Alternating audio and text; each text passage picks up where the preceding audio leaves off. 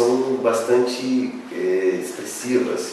Primeiro, a gente não deve computar o número de mortos, né, como elemento para avaliar os prejuízos que geraram o golpe militar. É muito mais as consequências, inclusive, pelo o longo processo vivido. Foram 25 anos de ditadura militar, e esses 25 anos de ditadura militar tiveram influência sobre a questão da educação, sobre a questão da economia, tiveram influência sobre a questão cultural. Então, os efeitos dos prejuízos da ditadura militar e do golpe militar, eles se estenderam sobre a questão do movimento sindical, sobre a punibilização do movimento sindical, sobre o desenvolvimento, inclusive, econômico do país, se entendido que dentro desse processo a gente teve um primeiro momento de milagre econômico e depois tivemos uma década perdida.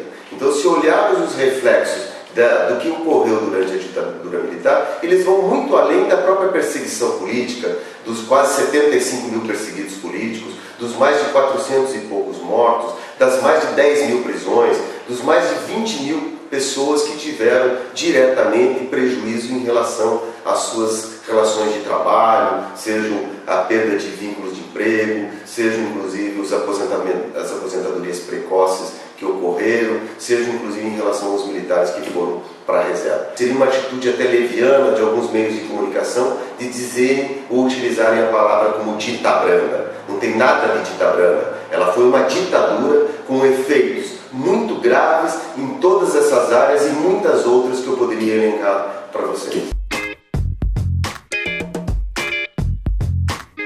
Pessoas que resgatam isso, com certeza não têm a consciência ou a clareza do que foram, ou quais foram os atos e quais foram as consequências desses atos praticados pela ditadura militar. Então, essas pessoas não têm, até seja pela juventude, porque afinal de contas, nós estamos vivendo um período mais longo de democracia no Brasil.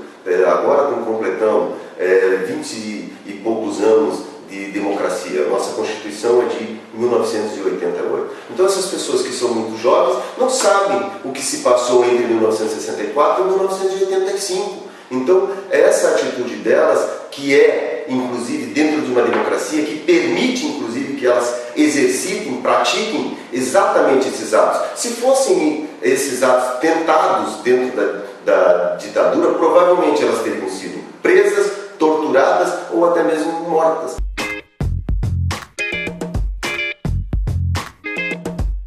O discurso de ódio, no meu modo de entender, tem que ser trabalhado e discutido a partir da valorização dos direitos humanos. Os direitos humanos enquanto construção da dignidade da pessoa humana. Então, esses discursos meio xenófobos, genocidas e de outras maneiras são necessariamente objeto de que as pessoas reflitam, que as pessoas pensem. Não se pode colocar-se contra nordestinos, contra negros ou contra pessoas homoafetivas que têm uma educação sexual ou uma opção sexual de natureza diferente. O discurso que deve ser inclusive, somos todos iguais, porém diferentes. Agora, contra aqueles que praticam e se tentam praticar, inclusive a própria Ordem dos Advogados do Brasil, através do seu Conselho Nacional, a partir inclusive desse momento que ocorreu pós-eleitoral, determinou que inclusive em relação a uma das pessoas que exerceu isso dentro da rede, utilizando ela como referente, como paradigma, que fosse encaminhado um processo à justiça para que essa pessoa respondesse. E isso ela está sinalizando para que se estenda a todos aqueles